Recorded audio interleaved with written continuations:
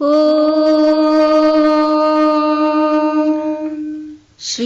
गुरुभ्यो नमः। हरिः ओम्। गणानां त्वा गणपतिगुं हवामहे कविं कवीनामुपमश्रवस्तमम् ज्येष्ठराजं ब्रह्मणां ब्रह्मणस्पत आनः शृण्वन्नोतिभिः सीदसादनम् प्रणो देवी सरस्वती वाजेभिर्वाजिनीवती धीनामवित्र्यवतु। गणेशाय नमः, सरस्वत्यै नमः, श्रीगुरुभ्यो नमः। हरिः ओम्। सहस्रशीर्षम् देवम् विश्वाक्षम् विश्वशम्भुवम् विश्वम् नारायणम् देवमक्षरम् परमम् पदम् विश्वतः परमान् नित्यम् विश्वम् नारायणगुम् हरिम् विश्वमेवेदम् पुरुषस्तद्विश्वमुपजीवति पतिम् विश्वस्यात्मेश्वरगुम् शाश्वतगुम् शिवमच्युतम् नारायणम् महाज्ञेयम् विश्वात्मानम् परायणम् नारायण परो ज्योतिरात्मा नारायणः परः नारायण परम् ब्रह्म तत्त्वम् नारायणः परः नारायण परो ध्याता ध्यानम् नारायणः परः यच्च किञ्चिज्जगत् सर्वम् दृश्यते श्रूयतेऽपि वा अन्तर्बहिश्च तत्सर्वम् व्याप्य नारायणस्थितः अनन्तमव्ययम् कविगुम् समुद्रेन्दम् विश्वशम्भुवम् पद्मकोशप्रतीकाशगुम् हृदयम् चाप्यधोमुखम् अधो निष्ट्यावितस्त्यान्ते नाभ्यामुपरि तिष्ठति ज्वालमालाकुलम् भाति विश्वस्यायतनम् महत् सन्ततगम् शिलाभिस्तुलम् भत्याकोशसन्निभम् तस्यान्ते सुशिरगुम् सूक्ष्मम् तस्मिन् सर्वम् प्रतिष्ठितम् तस्य मध्ये महानग्निर्विश्वार्चिर्विश्वतोमुखः सोऽग्रभुग्विभजन् तिष्ठन्नाहारमजरः कविः तिर्यगूर्ध्वमधः शायि रश्मयस्तस्य सन्तता सन्तापयति स्वम् देहमापादतलमस्तकः तस्य मध्ये वह्निशिखा अणियोर्ध्वा व्यवस्थितः नीलतो यदमध्यस्थ विद्युल्लेखे वभास्वरा नीवारशोकवत्तन्वि पीताभास्वत्यनोपमा तस्या शिखाया मध्ये परमात्मा व्यवस्थितः स ब्रह्म स शिवः स हरिः सेन्द्र सोऽक्षरः परमः स्वराट् ऋतगम् सत्यम् परम् ब्रह्म पुरुषम् कृष्णपिङ्गलम् ऊर्ध्वरेतम् विरूपाक्षम् विश्वरूपाय वै नमो नमः नारायणाय विद्महे वासुदेवाय धीमहि तन्नो विष्णुः प्रचोदयात्। ॐ शान्तिः शान्तिः शान्तिः। स्वस्तिः प्रजाभ्यः परिपालयन्ताम् न्यायेन मार्गेण महीमहीषाः गोब्राह्मणेभ्यः शुभमस्तु नित्यम् समस्तलोकाः सुखिनो भवन्तु समस्तलोकाः सुखिनो भवन्तु समस्तलोकाः सुखिनो भवन्तु। ॐ शान्तिः शान्तिः शान्तिः। Om Shri Sai Ram. Welcome to the 12th episode of Mano, Hridaya Sai. Today's speaker is Dr. Pankaj Punetha. Dr. Pankaj joined Swami's school at Ooty in the year 1979. He continued his education at Sathya Sai Primary School and the Higher Secondary School Prashanthi Nilayam till 1990. In 1992, Swami asked him to apply to Sri Devraj Medical College, Kolar for his MBBS. He joined Sri Sathya Sai Institute of Higher Medical Sciences Prashanthi Gram as a junior resident in 1998 and joined the DMB course in the Department of Anaesthesiology in 2000. In 2006, he shifted to Noida and joined Fortis Hospital, Noida in the Neuro Anaesthesiology unit. In 2011, he returned to Sri Sathya Sai Institute of Higher Medical Sciences Whitefield as a consultant and is continuing to serve here as Senior Cosultant in the Department of Anaesthesiology. His parents first saw Swami in 1977 in Whitefield for the first time. His wife, Dr. Shubhra, is a psychiatrist and serves in the wellness department of our hospital, Sai Ram. Offering my humble pranams at the divine lotus feet of Bhagavan Sri Sathya Sai Baba. I consider it a lovely opportunity for me to be able to share my experiences which I have had as a student and as a staff now at our hospital. I would like to cover some incidents in my life both at Ooty, at Prashanthi Nilayam as well as at Whitefield during the course of my talk. I first saw Swami when I accompanied my parents in 1977, and we had come to Whitefield after my brother had been admitted at Ooty. I was about 6 years old and my brother had been admitted in the 3rd standard at Ooty, and for me, for the next 1 year, all I could think of was when would I join the school and be in Swami's school. So after a year, when my brother had come for vacations between his 3rd and his 4th standard, my parents had applied for my admission also, and we in fact left Guwahati, where we were staying then, with all the preparations for my joining the school.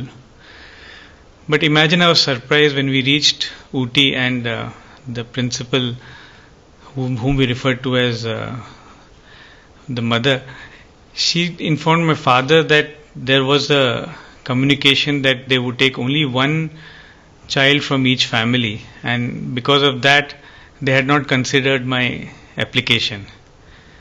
My parents were a bit disappointed, and then they were also wondering whether they should even take my older brother back along with them to Guwahati.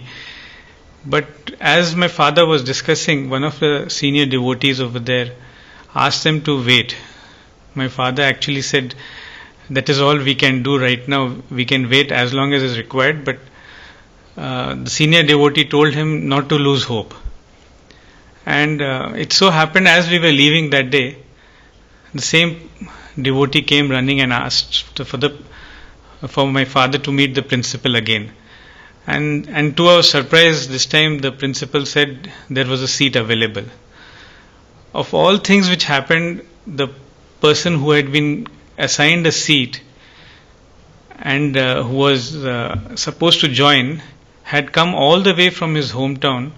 The parents and the child themselves had come all the way to Ooty, and they had darshan of Swami, but they had not been keen to continue to admit the child in the school. And so by this stroke of luck, the fact that they themselves had come and spoken personally, I had this wonderful opportunity that my parents at that time, they could decide that to allow me to join immediately, and that's what happened. My parents remember my brother waiting at the gate, and as soon as I was told, all the children caught my hand and took me inside the school. And that started a beautiful journey for the next 11 years.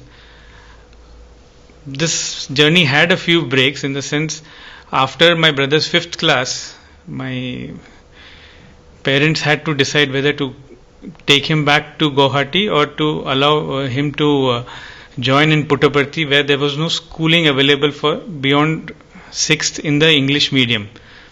It so happened that year that Swami made an exception, and there was a English medium wing which was started in the Ishwaramba High School. And so my brother and a few of his classmates joined over at Ishwaramba High School. But there had been no plan for me and a few other 3-4 other students who had shifted from Ooty.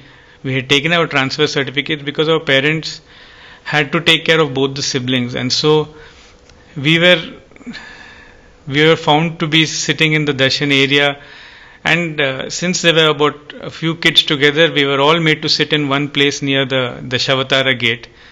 And I remember after 2-3 days, Swami had sent word asking, why are these students still waiting over here? Why haven't they joined school? And to our surprise, we were all asked, whoever had shifted from Ooty with their elder siblings, were told to go and join in primary school. That's how it was. The decision was made. We didn't have to request, we didn't have to write an application, and it was just considered that since we were waiting and we had a sibling in the other school, so that's how I found myself in my 4th standard at Prashanthi Nilayam. It was a very new school, but we were here the second batch at when I was in my 4th. Most of my classmates in the 3rd had wonderful experiences of Swami visiting the school in the first year. And we also got some of that grace. Swami did come, but not as much as in the first year of the school. But there was many wonderful incidents which happened during the course of our school year, wherein we could interact with Swami. And it so happened that we've noticed that nearly everybody had an opportunity to speak to Swami, because he would come and pick up one of the students. So over here there's a very interesting anecdote which I would want to bring up, is that manifestation of Swami's omniscience, which for a small child, I was about 10 years at that time, and it did not give me as much an insight as it happened when I thought about it much later, and when my parents also related the same incident to me. I was in my 6th class, and we were allowed to sit in the lines based on our attendance. That is, people would follow the attendance pattern, and we would one after the other get a chance to sit in the first line. And that Thursday, because of that chance which I had got as per my name in the list, I was sitting in the first line. We were all prepared for 1 or 2 questions by Swami, wherein he would ask us our name or where we were from. And that was the kind of interaction most of the children would have with Swami.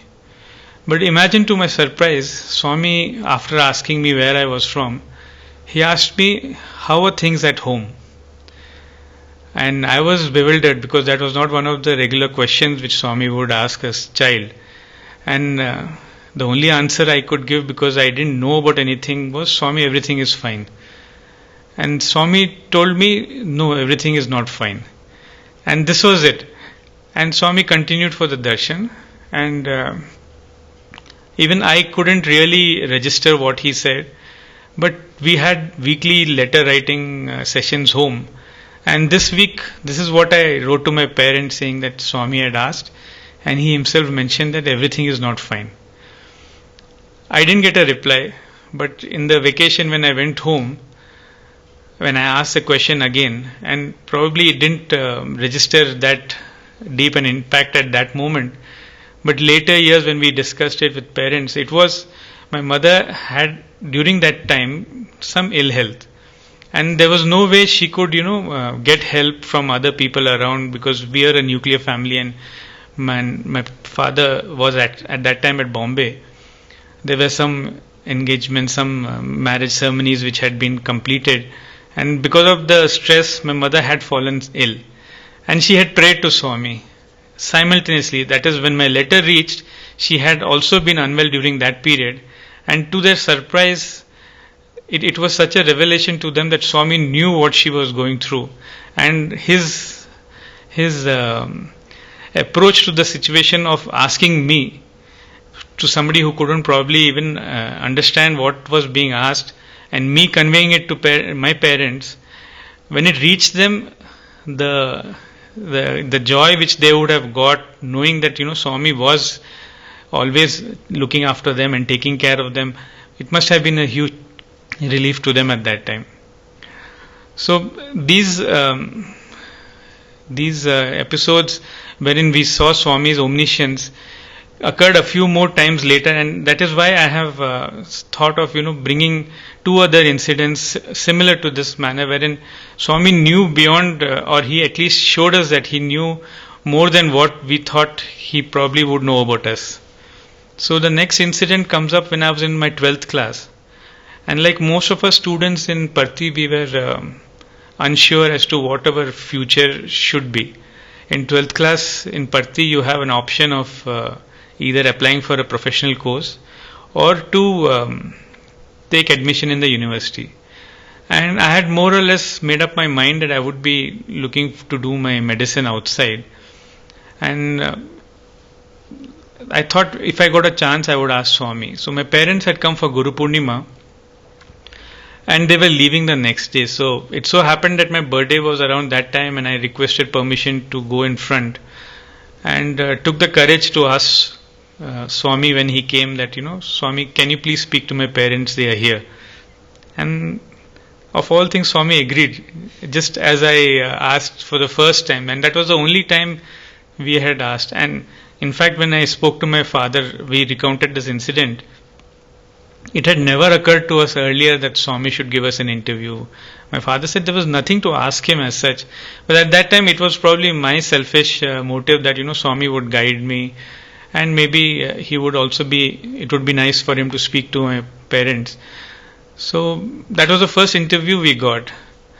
Now, for all those of us who lived in those times, we were very nervous when we went in front of Swami. When you are praying to Swami and then all of a sudden find yourself in front of his physical form, not many of us can remain in that calm and that state. We are all quite nervous, and that anxiety is very obvious. And so that was what happened when we entered the interview room. And how does Swami relate to us in the first time he turns to my father and he in Hindi says, "Itne saal baad bula raha hai." And it was a kind of a shock. Swami knew that we had been coming for so many years, and this is how he's not just acknowledging the fact that they have been coming for so many years, that he's probably not interacted with them. The first time we got an interview, Swami that's what he says: "You've been coming for so long, and this is the first time I'm speaking to you." Subsequently, he answered a few queries my father had, and told him not to worry about his work in the Air Force, to continue doing it. And then when it came to my turn, and I told Swami I'm studying, and then Swami said, "You study well, and I will give you a seat." Now this was my 12th class. I knew that I had to apply for various medical entrances, and studying was obviously the only way in which I would go get a seat. But not knowing that what would happen in the future. So I took the exams. I also took my All India medical entrance, and very happily for me, my father got transferred, and we were in Delhi initially. We were transferred to Bangalore. So during these 3 months, everything happened. I wrote my exam, my father got transferred, we shifted. So I found myself in Bangalore in the month of June, and my results had not come. And we discussed, and I thought, rather than stay in Bangalore, I would go to Parthi and wait for my results to come. So June end, I went to Parthi, and it was Guru Purnima. My mother was with me for a while, and then she returned because my father had started work over here. So I was alone in Puttaparthi during Guru Purnima, during which my brother, who was studying in Vrindavan, had come.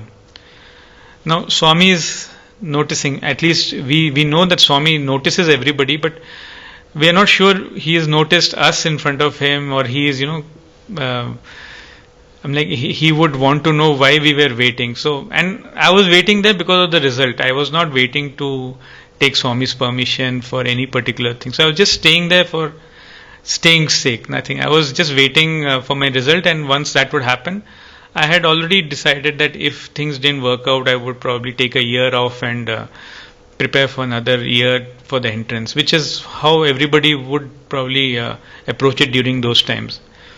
So Guru Purnima went by and my brother returned to Brindavan. And I say this because if Swami could have spoken to us a little earlier, but he didn't. So we've, as a family, all four of us have not had an interview because my brother was not there when we had an interview the first time. And interestingly, Swami called me the day after Guru Purnima, and he directly asked me, what are you doing? Why are you staying here? And I had to tell Swami that my results were awaited, and they were coming in the next 2-3 days. It was as close as that. The results were due. Swami told me directly. He said, "See, you've not done well in one paper, and you're not going to get your seat this year."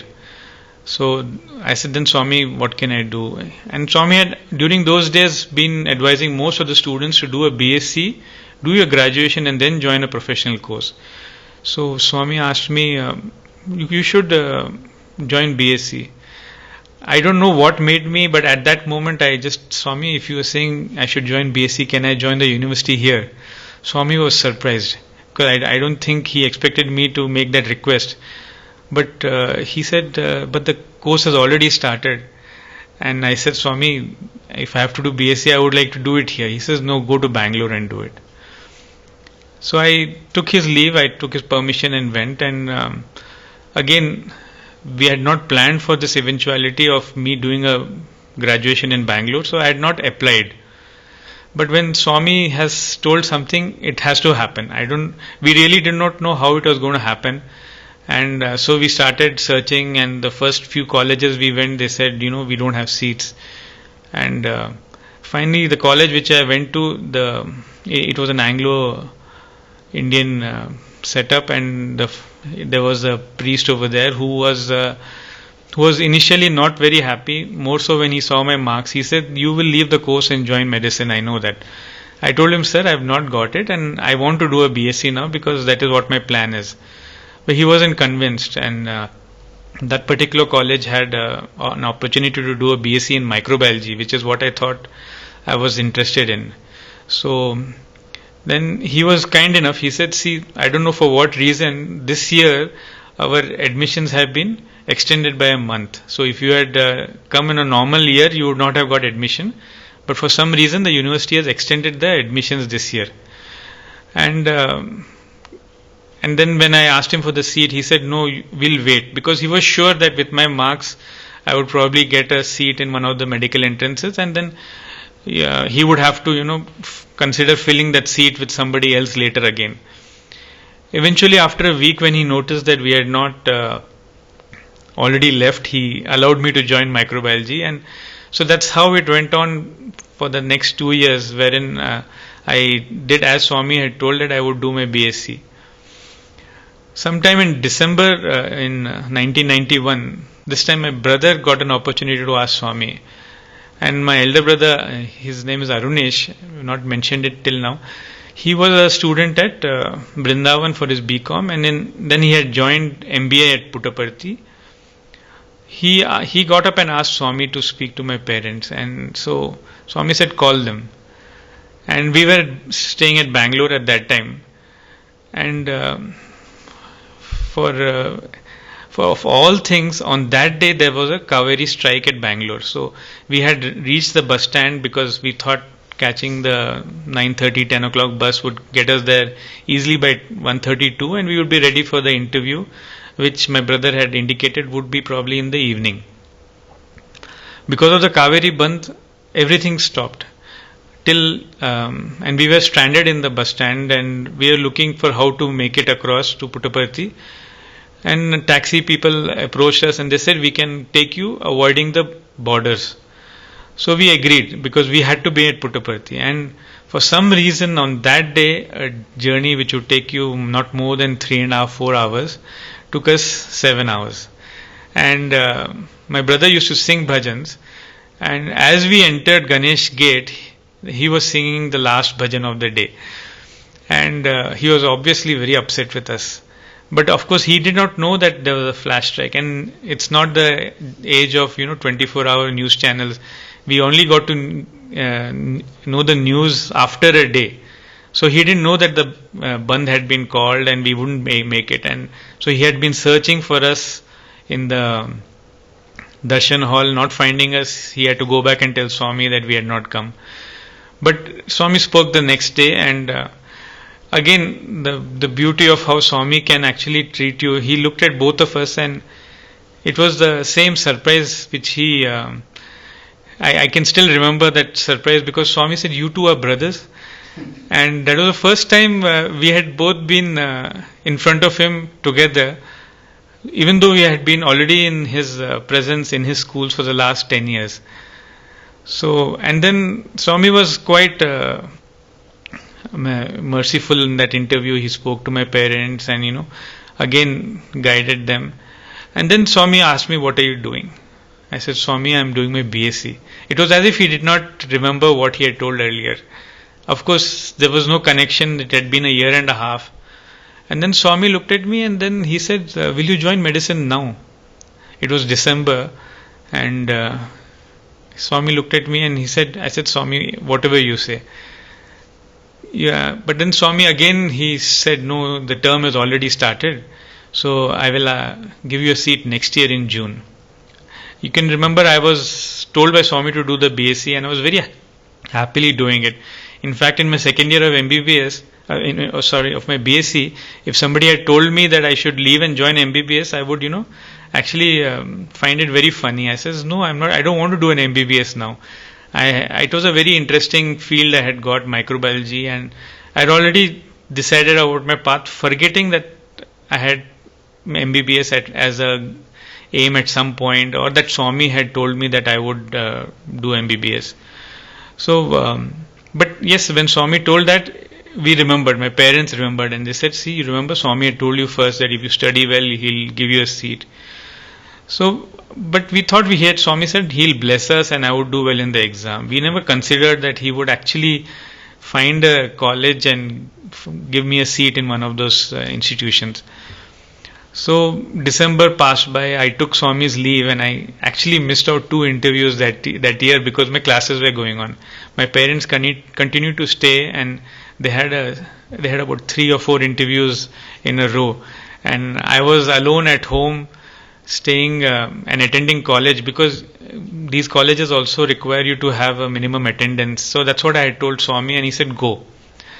And again, and the element of his omniscience was shown. He was telling my parents, "See, he's staying alone, but because he's a student of mine, even though his friends have come home, there's a boy and a girl who have come to meet him. He's refusing to allow them into the house, and he's just sent them away." It was actually, when my parents asked me, I agreed. I said, "Yes, 2 of our colony friends, one of them actually was in my college, had come.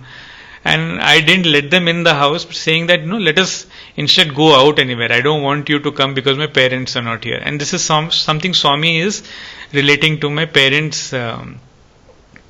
So that was a wonderful, Swami relating it to my parents. He also confirmed that, I was his student and I would follow the rules. I would actually just request you to bear with me, and I'll go back to the earlier incident of the first interview, because I've missed a major incident in that period. What happened was, after the first interview Swami gave us when I was in my 12th, and because of the chain of thought I missed it out, we realized that Swami had actually averted a major disaster for my parents.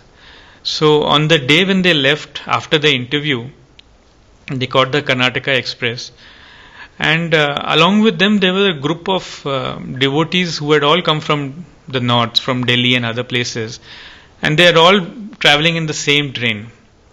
So I didn't know about any incident till I read it in the newspaper again after a day. So the whatever happened on the night in which they had started from Dharmavaram, and somewhere near Guntakal their train had a derailment. My mother woke up with a shock because there was a huge disturbance, and she says she nearly stepped out of the top berth because there was so much panic. My father remembers my mother calling out Sairam, Sairam, and then they noticed that the train had stopped in a station beyond Guntakal, and believe it or not, nobody had any injuries. So again, this is something which my parents related later, that they all got down and they waited for the relief train to come, and everybody who went into the next train found out that they were all Sai devotees sitting together. So the remaining part of the journey was singing bhajans and going. Imagine if this happened to them without that intervention of Swami speaking to them. So my parents were obviously in a very heightened state of grace. They felt Swami's presence, and they had just encountered Swami in a personal aspect. So when this coupled with the shock, it didn't affect them. The shock of the accident actually did not affect them as much as it possibly could have. So I'm sorry, I just brought it back because that was a very significant intervention which Swami made. Because of speaking to them, they were able to bear the shock or the jolt of that accident, which otherwise they might have been very upset about, and they may have been wondering why it happened with them. So coming back to how I finally joined medicine, Swami took my brother to Kodai that year. So this was 1992. The batch of MBA students who went to Kodai, my brother went along with them, and this time Swami, because he had seen my brother and me together, he kind of recollected that I had been a candidate to join for MBBS, and so he called my parents at that time, and we all had an interview. And this time Swami said, "Will you join MBBS?" So over the next 1 month, you won't imagine, but it was as if Swami was asking me to take permission. Whenever I told Swami that my father has agreed, he says, no, you ask him again if he will permit you to join MBBS. So there were interviews, and of all things, my mother was concerned. She said, see, you've done 2 years of your BSc, and if by chance you don't join MBBS, what will happen to the 2 years which you have put in? So when Swami asked my mother, she said, Swami, he studied already for the whole year. Can he take his final exams? Swami looked at, and I don't know what crossed his mind, but he must have realized that, she was thinking as a mother that, he's put in the effort of the whole year. His final exams are coming.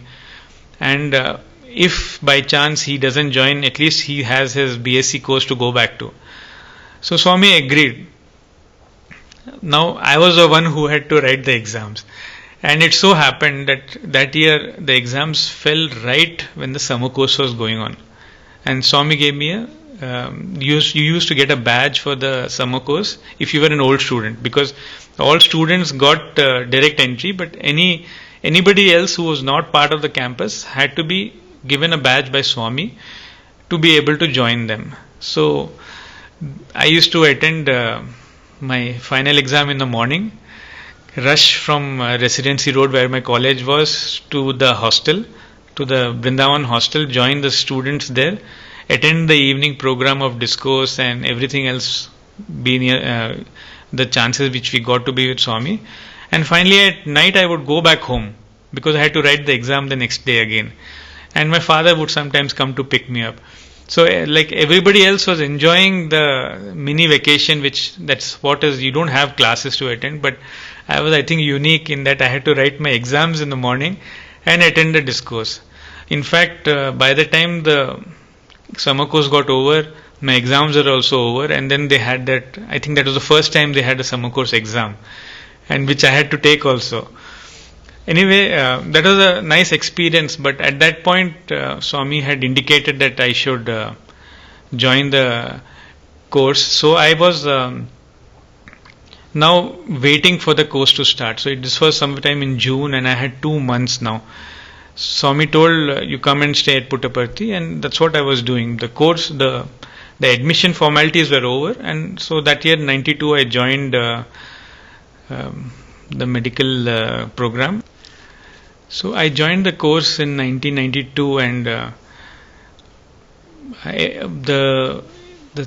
the plan which Swami had given was that he would take care of everything, and that's one assurance Swami gave at that moment when he had blessed me with the seat. He said the fees would be borne by the trust, and so every year I would make sure that the letter which the office people gave me was sent to the trust. And for some reason, which again was not in my control, and also considering that the trust was such a large organization, Swami had so many letters to go through, and it didn't seem fair that we trouble Swami every time. We didn't receive the initial the amount for the fees that the trust had not conveyed it to sent it to the hospital authorities. So I conveyed it to my father, and my father said, "See, let me try. If there is any more delay, and I don't want the college authorities to question you, let us pay the fees ourselves. Let us not ask Swami for it." And my father, an Air Force officer, so at that time the fees were on the higher side, and so he said, I would be able to pay for it, but since I have to arrange through some of these funds which are in the invested in the government, this thing, I'll have to put in a request, and it will take a few days. So let me start the process while the wait is there. We had a period during which we had to pay the fees. So it so happened that my father made an application, because that was a kind of a fund which he was subscribing to, and for that you need to send a formal request to an accounts office in Delhi, and there was a formality to be completed. It wasn't a direct withdrawal. So to hasten things, the people in the office suggested that, sir, one of our staff members goes for some other work. One of them is traveling to Delhi, and we will carry your papers for you and make sure that it is immediately approved. My father was happy. He thought it was a nice sign that things are falling in place, and he also, because he had an opportunity to not trouble Swami about the fees, he said he would try to pay it himself. So one person was identified who was traveling to Delhi, and my father filled up the forms and gave it to him. And he said, "Sir, I will message you, because the Air Force has other ways of messaging. So I will let you know that this work has been completed." And so my father was waiting for the word from that person, who should have reached Delhi the next day or something.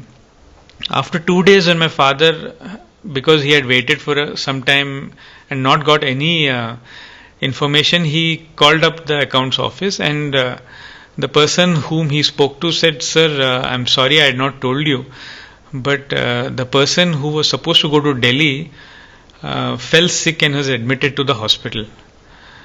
My father found it a little odd, but he said, "That's okay, I'm sorry that he's not well, but since I need it, can we make some other arrangements?" And one more person agreed, who was anyway traveling, and they said, "We'll carry." So the same thing happened again, and somebody else was supposed to do it, and my father was again waiting for the message. So this time, when he called the accounts officer, that person said, "Sir, I don't know what is wrong with the whole issue, but this person also had an injury to his eye, and he is in the hospital." And at this point, my father realized that something else was happening. It was not just a straightforward issue of having to pay for fees, but it was something more. And then we both became wise, and we said, "Let's go to Puttaparthi now. Let's go and ask Swami about it." And that is what exactly happened. When my father reached Parthi and was sitting in the darshan line, Swami came to him and he said, "It was not the thing. I wanted to tell you something about your student, and that's about your child, and it is not a matter of fees. I've already given him the seat, and I will pay the fees. That was not a matter. And he spoke to Swami, my father, about me. And then he came to me, and as you can imagine, it was something which he found amiss with my behavior, and he gave me a warning about the whole issue. But my parents after that never ever thought of taking that part of the duty in their hand, that of trying to pay the fees, because they knew Swami was aware of everything he had done. And I'm like, we tried, but we forgot about the omniscience of Swami, and we thought we wouldn't trouble him. But there was a bigger reason why Swami had not completed the transaction for my sake, and he wanted us to come there, and he wanted to inform something to my parents. So that was another aspect of Swami's omniscience, which my parents learnt maybe the hard way, because it was not a very pleasant for me when Swami was upset that I had not probably been behaving up to his expectations, about which I made the required changes. Now there's one more very interesting incident, and I would like to bring it up because it's not just about Swami's omniscience, but it is also, I felt that because I listened to Swami, it made a world of difference to me.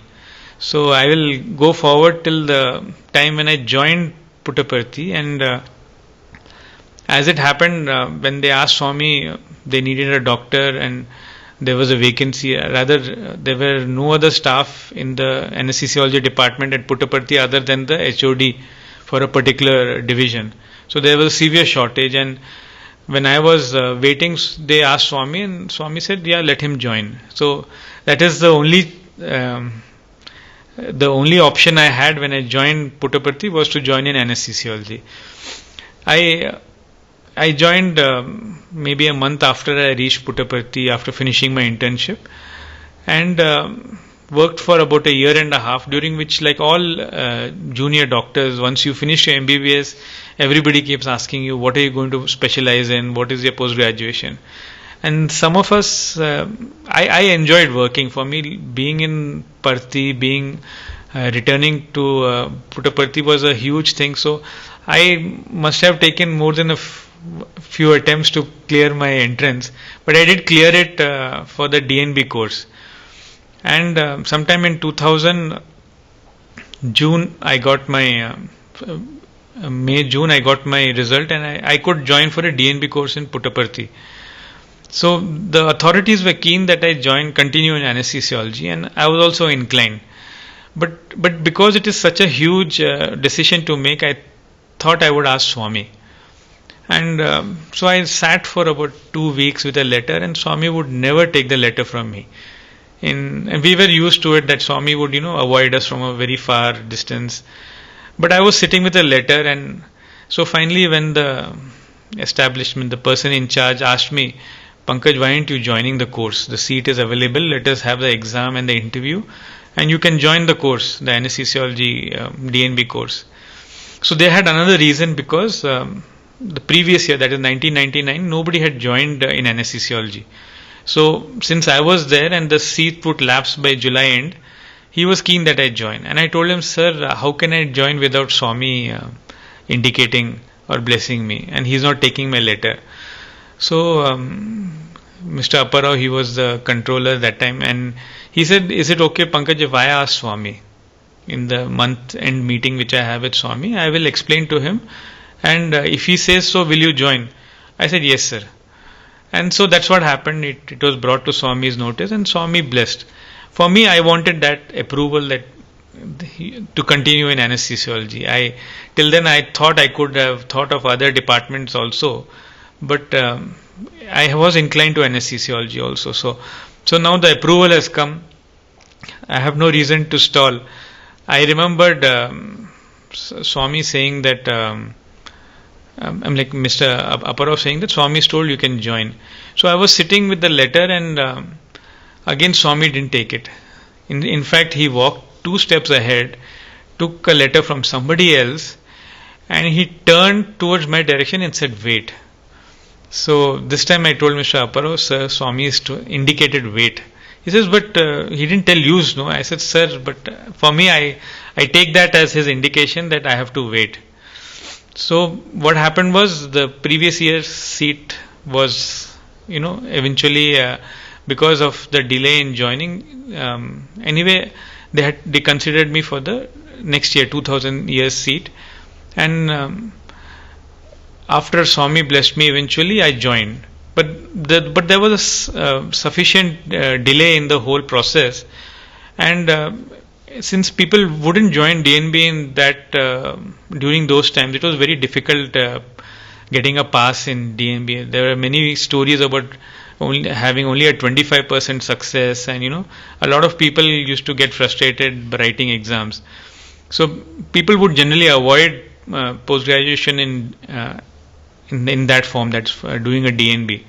So they didn't expect anybody to come the next year also. So nobody was worried about that seat having been lost. But all of a sudden, one person in our hospital also cleared that entrance exam, and now when he was offered the seat, he wanted to join either anesthesiology or ophthalmology.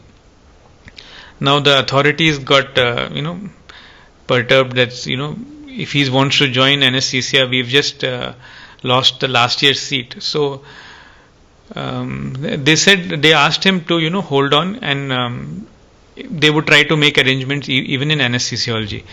So a letter was sent to the national board, and it was worded in a manner that because I was already in the hospital for the last 2 years, to consider me as a candidate for the previous year and allow them to take another candidate for 2000. Now all this should be routine, straightforward, just an administrative matter. For some reason the person who thought he might take anesthesiology chose the other specialty, so the seat after me was again vacant. But now a letter had gone to the board saying that because Pankaj was already here, please consider him for the last year's seat. And now imagine, of all things, after 4 months a letter from the board comes, and actually they were very furious in the establishment when they saw the letter, because the letter stated that as per your representation and Dr. Pankaj having worked in your institution for 22 months, that was the time I had already spent before joining MBBS, we are considering him for, it was not a considering for the previous year's seat, but we are allowing him an exemption of 11 months. It was unheard of that somebody who has a 3-year course is given a waiver of 1 full year. Nearly 11 months was 1 full year. And so they were very upset with me. They said, how can you apply for it without telling us? I said, sir, I didn't do anything. I had decided that I've joined a 3-year course, and I was happily, considering that anyway I didn't want to leave this place, so I was continuing over there. Now, once the message came from the board, it could not be undone. So, how I understood it was, because I listened to Swami's indication of wait, and that small delay which further happened, and of course that everything else was a drama, but the whole drama was so that I could benefit from having worked for 2 years. And so what everybody else would do in 3 years, I was given an opportunity to finish in 2 years. So that was another aspect wherein it was not just a matter of Swami's grace, but also of, I thought, listening to his word, and that made a huge difference. I finished my course 1 year before the due date, and I was happily continuing over there. In 2006, my parents were in Delhi, and there was some this thing about I wanted to gain exposure in some more aspects of anesthesiology. So I thought I would appear for a DM entrance and basically just learn. And the main reason was there were enough doctors in our department. So when I suggested to my parents, they said, yes, why don't you gain some experience? So I shifted to Delhi in 2006. But when I left also, I told everybody that I will be back. When I reached Noida and I applied, I thought of applying to some hospitals. I had prayed mentally to Swami. I said, Swami, guide me in whatever way. Now, that was the first time I had entered that hospital, but me and my father, because I had never been there before, he accompanied me, and we took a biodata and we walked directly upstairs to the anesthesia HOD's office. And the lady, when she saw me, the first question she said was, "How do you know there is a vacancy?" I said, "Madam, I don't know there is a vacancy. This is the first hospital I am applying to." Of course, I didn't tell her that I had prayed for directions and, asked Swami to guide me. But she said, "See, we have a post exactly for this, and if you wait, there is an interview today itself." And there were two candidates. It so happened that I met the seniority level and the experience required, and they were happy to offer me the job. So it was as if the first hospital I walked into, which I thought would give me the required experience, I found a job waiting.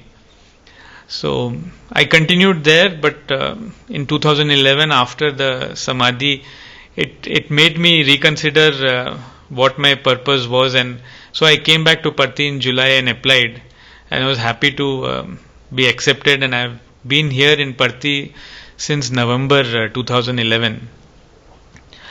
I have taken sufficient time, but what I would just like to summarize as all these experiences in one manner, I would like to take it as not just Swami's grace, but also the dedication which my parents had. And this, when I spoke to a few of my colleagues and friends from Parthi, I asked them, and most of them had the same thing, that Swami would tell us that you think it is your karma or it is your own merits which have brought you here. That is not the case.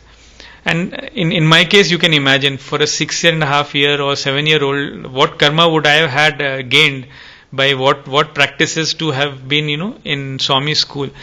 So what Swami said is, your chances which you get now is because of your parents' prayers, and not just your parents, your ancestors before you, and that's why you have that opportunity to be with God, which I feel was very true in my case. And subsequently, Swami's grace in all other matters has been secondary to this, the prayers of my parents, and also Swami himself choosing me for whatever opportunity based on what he saw.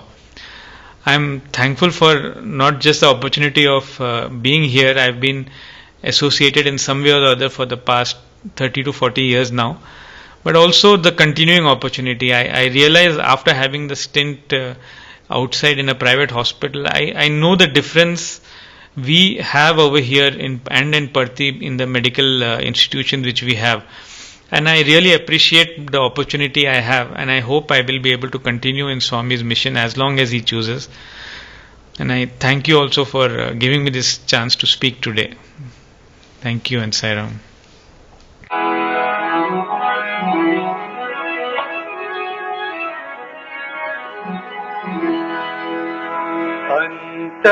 Antaryami Sai,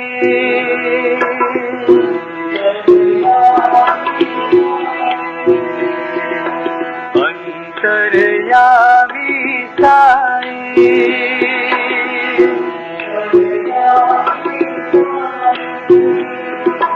Purna Brahma Avatari,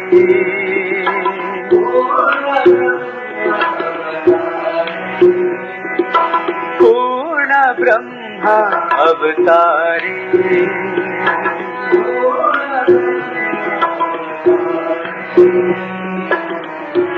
Giridhari, Hridaya Vihari, Krishna Kunja Vihari,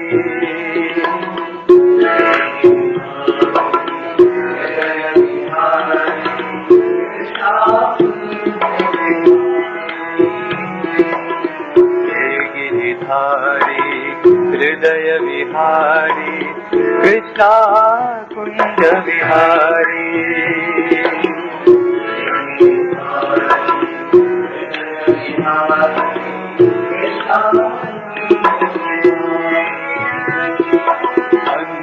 Antaryami Sai,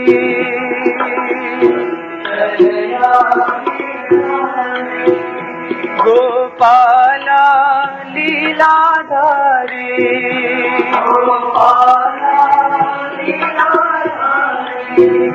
Gopala Leeladhari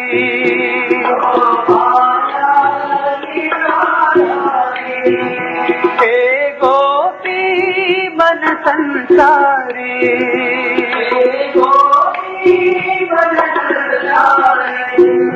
हे गोपी मन संसारी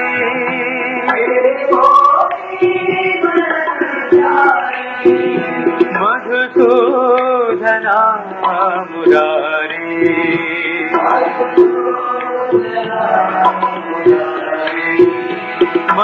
मधुसूदना मुरारी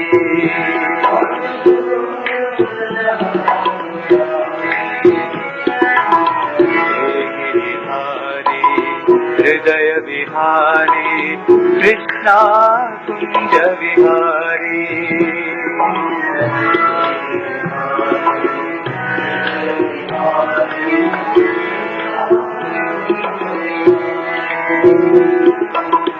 हे गिरिधारी हृदय विहारी कृष्णा कुंज विहारी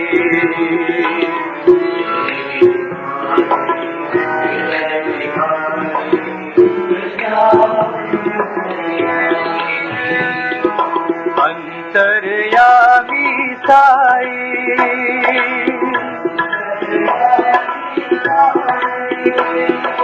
पूर्ण ब्रह्म अवतारी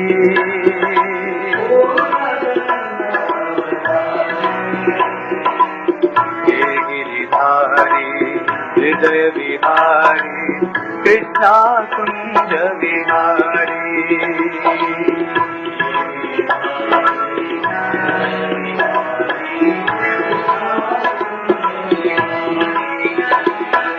अंतर्यामी साई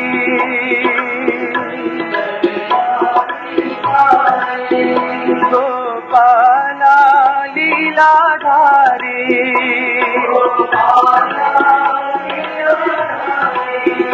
हे गोपी मन संसारी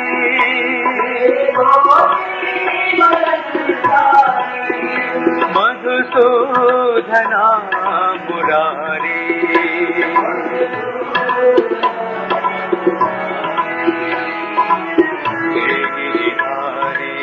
हृदय विहारी कृष्णा कुंज विहारी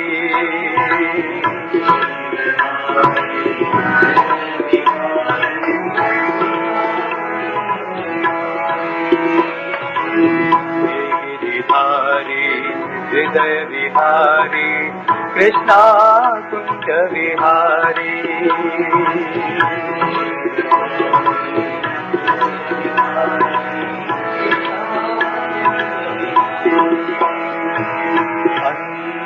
अंतर्यामी Sai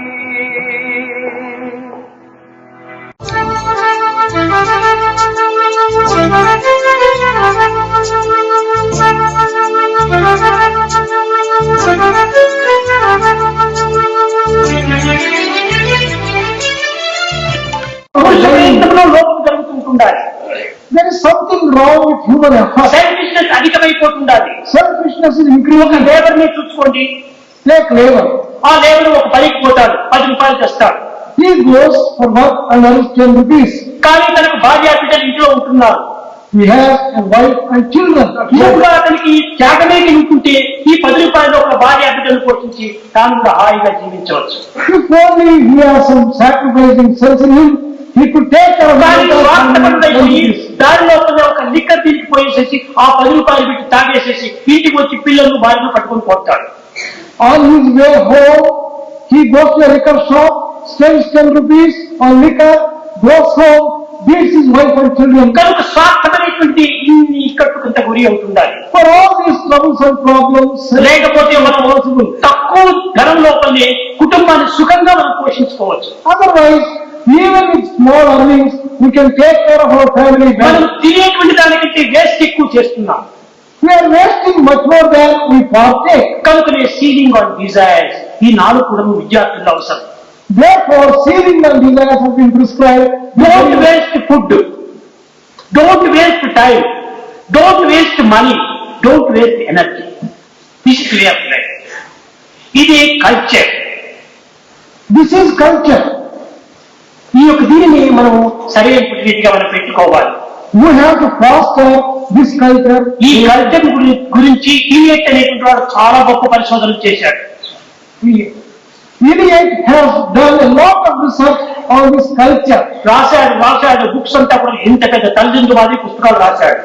He has written voluminously to become very voluminous books. కానీ కట్టెకడపడి విచారం చేశాడు.